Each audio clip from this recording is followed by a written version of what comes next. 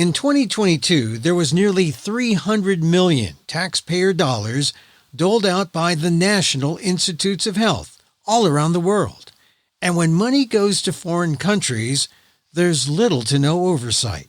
PETA investigated one research facility in Colombia that allegedly abuses monkeys, NIH's funding of overseas research, and why it must stop now.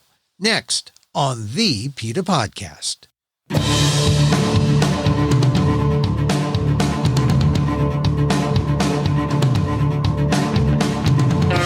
Welcome to the PETA Podcast. I'm Emil Guillermo, your host for this inside look at animal rights, brought to you by PETA, the largest animal rights organization in the world. On today's episode, in Colombia, South America, Caucaseco Scientific Research Center has been funded by the U.S.'s National Institutes of Health with more than $17 million. To do what exactly? Test on monkeys in order to find a malaria vaccine. But so far, it's created a nice income for the Colombian researchers, Socrates Herrera Valencia and his wife Miriam Arevalo Ramirez. No one at NIH has ever asked them to back up any of their research. Caucaseco Scientific Research Center has used the money to enrich itself more than global scientific knowledge. Certainly, there's no malaria vaccine. And there's no adherence to strict animal welfare laws as is required by NIH grant recipients in the U.S.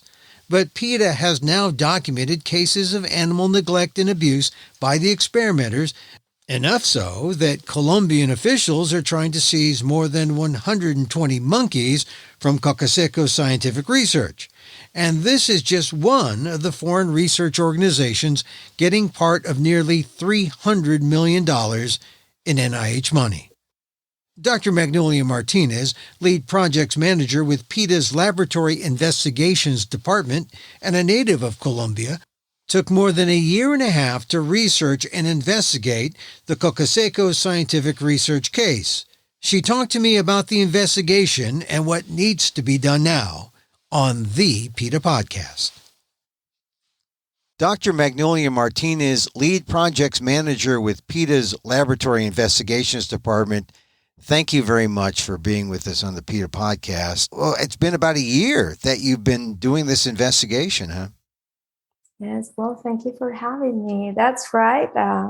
It's been more than a year since we identified this organization in Colombia. And then a few months after that, we received an anonymous complaint from someone who just briefly described some terrible conditions that the monkeys confined there. And that's when I started gathering information from different entities, both in Colombia and here in the States. And that's how we start uncovering awful things that happen there. You work for PETA, but you're a native of Colombia. How is it that you found yourself involved with PETA? Well, I became vegan a long time ago, 2003 or something. Mm-hmm. And since then, I decided that I would focus my life on, fighting for animals. And so I started volunteering with different organizations. In 2011, I moved to the States. You are a PhD from Colombia. I'm from Colombia, but my PhD is from Mexico. And about 15 years ago, I decided that I wanted to work for animals. And in 2019, I applied for a job at PETA, and I got really lucky that I was able to get it. And that's how I am here. And you said it really began when you devoted your life to animals. It was like love at first bite. You became vegan, and that's how the change happened. Yes, I became vegan because I adopted a stray dog whose name was Rita Margarita Martinez. And that happened in Mexico, in Mérida, Yucatan, Mexico. And through, my life with her, I just learned. I realized that, oh my gosh, I can't, keep, eating and wearing animals. And that was mostly overnight, I think. And I decided from now on, that's going to be my life, working on behalf of animals. And so you were fortunate to be able to merge your love for animals and your research skills. I mean, your PhD is in what now? What discipline? Environmental sciences. So. And I started because I wanted to be an activist with information. I didn't want to be only like a passionate activist, but someone who has the information and kind of the academic power to, do outreach, basically. Yeah. So you wanted the passion, but you also wanted the facts.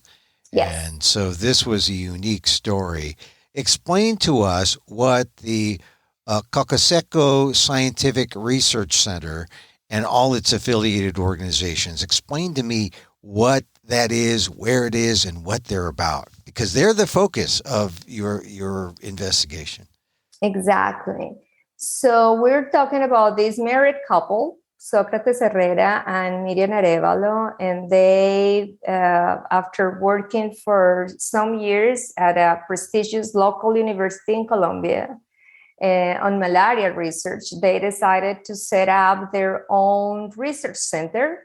And then they started setting up other organizations, which they present as a consortium. And they present this consortium as if it were a serious, let's say, university with different departments and things. But in reality, it seems to be only one operation managed by them. By this couple. And their name again? Is Sócrates Herrera Valencia and Miriam Arevalo Ramirez. So it's this couple. They are essentially entrepreneurial PhDs, right? And they've started this Caucaseco Scientific Research Center. They start spawning all these other offshoot organizations, and it becomes a research conglomerate. How does it gain credibility? Can people just do that and say, we're a research conglomerate in Colombia? Well, that's interesting, because actually Sócrates Herrera doesn't have a PhD degree. He took a 4-week course on immunology. Now, his wife has a PhD, but the guy, Socrates, presents himself as this expert on all kind of, malaria issues, when he's actually just the person who took a 4-week class. All right. So I don't mean to make the PhD sound like, some like an elitist thing, but they do the work. Much more than a 4-week course. This guy, though, is selling himself. This guy, Socrates, is selling himself. And now, how did he get ties with the U.S. National Institutes of Health? And how did it become such a thing where it gets millions upon millions of dollars? Yes, he started his career at Universidad del Valle, which is a prestigious public university in Cali. Cali, Colombia, the capital of Valle del Cauca. Since he started there, he got more than $4 million while he was working for Universidad del Valle. So that set him up, let's say, for success with the NIH, because he was supported by this public, serious institution, right? It was the same with his wife. His wife retired from that university. She retired in 2018. Socrates left the university, apparently under not very clear situation, in 2012. After that, after he left Universidad del Valle, so he started applying for grants under his own organizations. So that's how he got it. And once he got the first grant, it's just a matter of repeating the same project, like getting more money. And it worked with the NIH, the National Institutes of Health here in the U.S. How many millions of dollars has NIH funded this group? So far, more than 17 million. 17 million. Okay. And so how did it come to the attention that something might be wrong with that 17 million of funding coming from the U.S. National Institutes of Health to this Colombian base organization? Part of the information we uncovered was an inspection report from a regional environmental agency in Cali. They inspected this place in November 2021. And they found that the monkeys were confined in a makeshift pen made out of metallic fence and plastic sheets. Now, the thing is that happened in 2021. Only now that we started, communicated with the authorities, is that this information, we were able to make this information public and let the NIH know. So that's how they learn. They basically been funding this organization for almost 2 decades without knowing, not even where the monkeys came from, that they may be capturing illegally the monkeys, that they didn't have any permits to experiment of them. They didn't have any permits to breed them, and they didn't have any permits to get any product from these monkeys. Well, wait a minute now. NIH has given these people $17 million. It sounds like these Colombian researchers at the Caucaseco Scientific Research Center were just looking at the NIH like some kind of ATM machine or something? Exactly. Well, they were receiving this millions of, American taxpayer money. They set up other businesses, including a construction company for the son, who is an architect, and a kind of a store, a laboratory equipment store for Miriam's brother. And apparently they built this huge house next to the Caucaseco campus. According to witnesses, even the domestic staff they have in their own house is paid with this money from the NIH and Colombian funding agencies. All right, so but it goes back to the abuse of the small monkeys, and they're called the owl monkeys. And describe their situation, because from the things that I've read, it sounds like these owl monkeys are actually imprisoned by this Caucaseco Scientific Research Center. So these tiny monkeys, who are listed as vulnerable species by the Colombian government, lived in a pen that is made of the fencing, metallic fencing, like a chain link fencing, and it's covered with plastic sheets. The cages are totally nasty. These monkeys are living in their own feces. And according to the video and the pictures we received, not only from the environmental regional agency, but from whistleblowers, even the containers where their food is, and the water containers are soda bottles, Emil. They are used soda, like you can see the Coke label in the bottle with these, monkeys are receiving the water from. You can see the fungus. You can see even on the plastic sheets that are like on what would be like the roof of this place. You can see things that appear to be dead animals. They have even a stove connected through bamboo, like a bamboo tree, like a piece of a bamboo tree, and it's connected to the quote unquote ceiling of this place. In other words, the conditions are unsanitary and totally dangerous.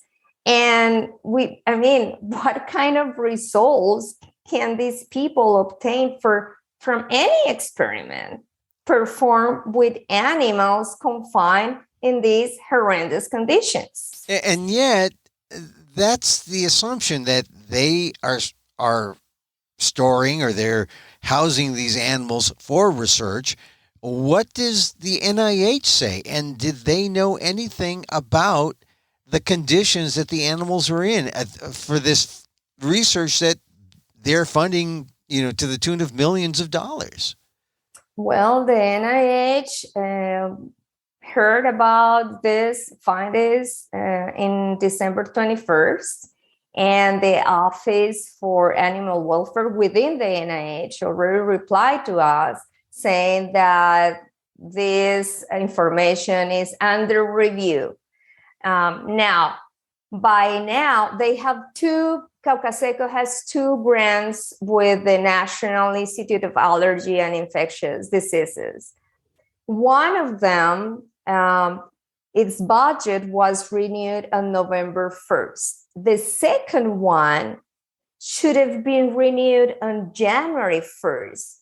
By now, if you check the database now, that second grant is not listed anymore. So we want to think that someone within the NIH thought, okay, let's take this information into consideration and perhaps review something, and let's not list that second grant on the website yet, but we are still waiting for confirmation that they are not going to renew that grant and that they are cancel the other one that was just recently renewed in November. What does this say about the kind of oversight that NIH has on the projects that they fund internationally, like this one in Colombia? It appears as if they have no oversight at all. That's the big problem here, Mil. All the organizations within the United States that receive money from the NIH are required to self-report any violations to the guidelines to use animals in laboratories. They are also inspected at least once a year by the USDA, the Department of Agriculture. That happens in the United States. All the organizations outside the United States that receive money from the NIH have no requirements at all. They sign a paper, literally. They sign a paper saying, yes, we are going to follow the rules. Yes, we are going to, meet all the requirements from your guidelines, and that's it. There are no oversight at all. And it could also mean that, if they do no research or if it's bad research, they don't really care, it sounds like, at NIH. They just give the money and whatever happens, happens. That's sort of what it sounds like.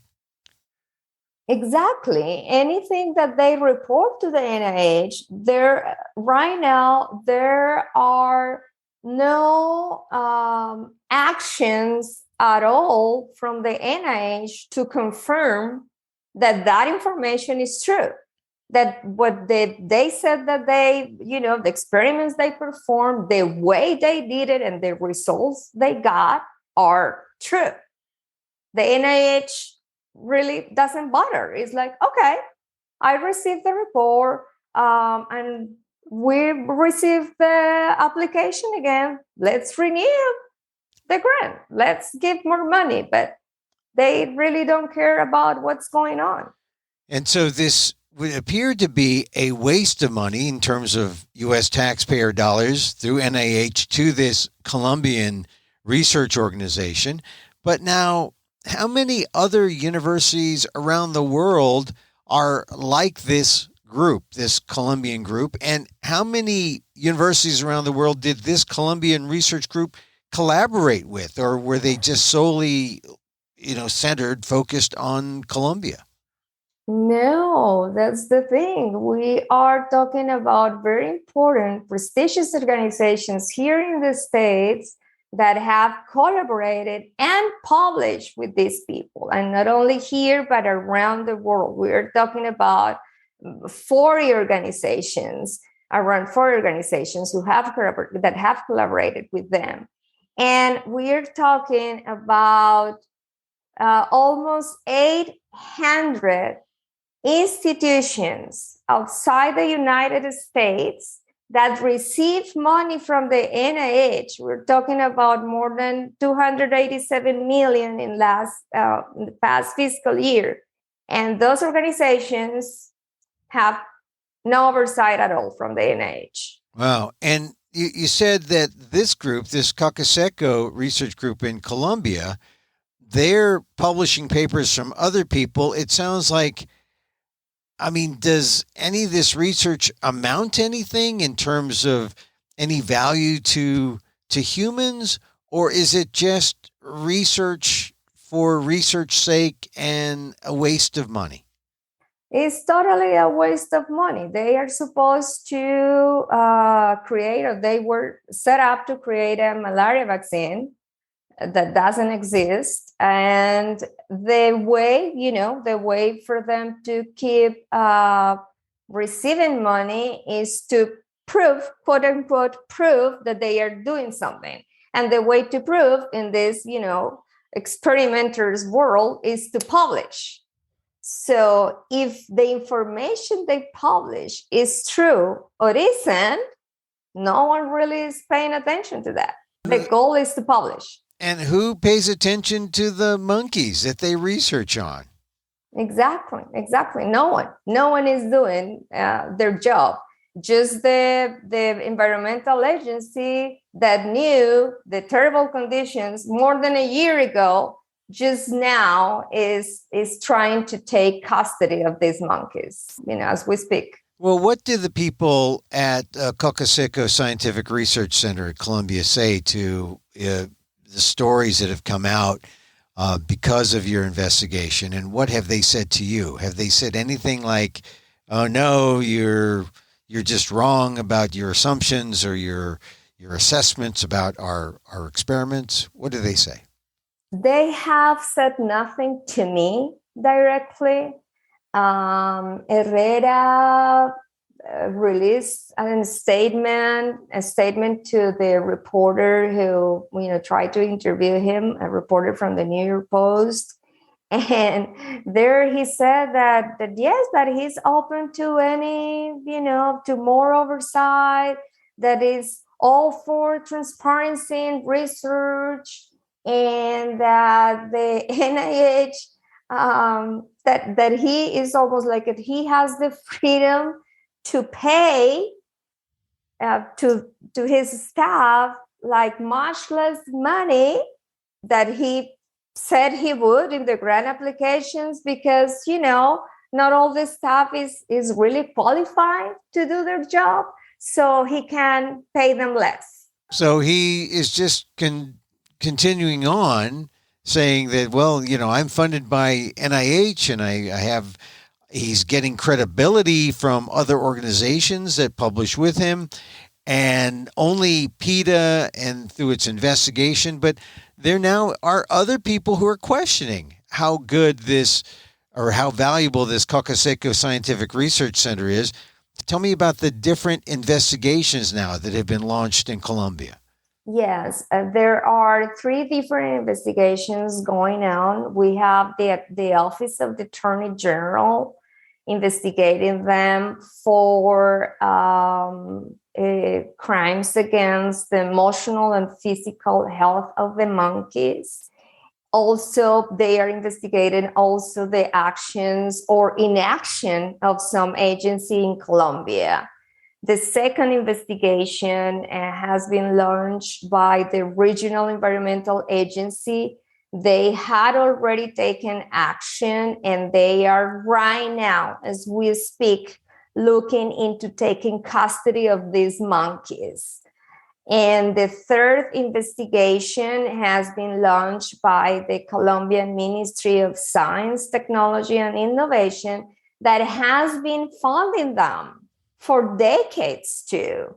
And they are saying that they are going to demand some responses from Herrera and Arevalo, and they are going to improve their oversight procedures and requirements. Now, that's in Colombia, but what is happening in the United States? Anything? I mean, the news is just sort of breaking the last week or so that this company, this research organization, Caucaseco Scientific Research Center, has been involved in this sort of thing. But what would be the appropriate action here in the United States? Well, of course, we want the Office of Animal Welfare within the NIH to investigate the treatment of the monkeys. We want the Office of Research Integrity to investigate into the allegation of mishandling of human samples, of lack of ethics committee, and we want the NIH to stop the funding right now. They have to audit all the money that they have given to these people, and they have to demand the reimbursement, the refunding of this money, of course, and stop funding it right now. I mean, it can't be that it's more than $17 million. They have all the information in their hands because we provided with all the supportive documents of all the information that we provided. They have the documents when they can just check and read, and they'll see that all the evidence is there. So they have to stop the funding right now. And beyond that, we need the NIH to have a policy in place to get some oversight for foreign institutions that are receiving money from them. How serious is that? That foreign monies to foreign organizations, research organizations. How serious is that, and why should Americans be concerned with that? American taxpayers are paying organizations millions of dollars, and some of these organizations, like Caucaseco, may be breaking the law. And no one is paying attention. And why American taxpayers should fund these kind of organizations? It really doesn't make any sense. Why are we giving money to these organizations that are breaking the law? In this case, it's not only Caucaseco is breaking Colombian law, and that's why these investigations have been launched. But what's going on with the 707 organizations in other countries that are receiving American money? We don't know. No one knows. Well, you have spent about more than a year and a half on this Caucaseco investigation. How does it feel now at this point? Still more to be done, do you feel? Or do you feel like you've put out information so that the officials in certainly Colombia, but in the U.S., can now take action and should take action? How does it feel at this point for you, the original initial investigator? This is just the beginning, Emil. This is just one case in one country. There are many more, hundreds more organizations outside the United States that are receiving money and that no one knows how they are using this money. For those organizations that are experimenting of animals, our goal, of course, is to stop the funding right now, just because there are no requirements. There is no oversight at all. So this is just the beginning. The hope would be that Congress, intervenes and the NIH policy on foreign institutions changes now. That's what we need to happen. They have to have a policy in place to stop the funding or to improve oversight. And if they do that, stop the funding, improve the oversight, I guess it'll mean a better life for the monkeys, the owl monkeys, huh?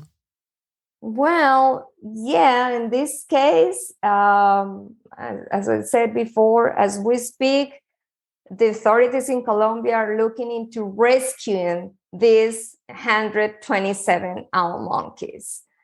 But this is just these monkeys, Emil.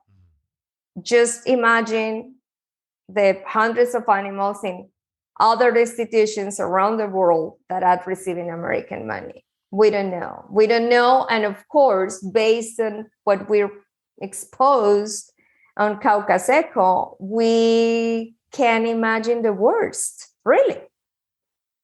Yeah.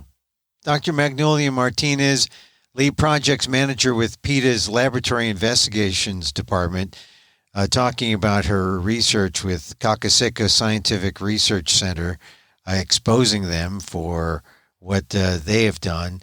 Dr. Magnolia Martinez, thank you very much for being on the PETA podcast. Thank you for having me, Emil. And we'll continue to follow your efforts as we see what happens. We found where the money trail is. We'll see if we can affect some kind of action from NIH at the very least.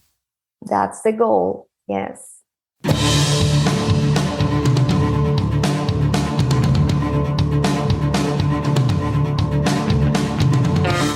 Dr. Magnolia Martinez, lead projects manager with PETA's Laboratory Investigations Department and a native of Colombia. Took more than a year and a half to research and investigate the Caucaseco Scientific Research case, and now there's a call to shut down NIH funding of research at foreign research organizations. Find out more, go to the show notes, or go to PETA.org.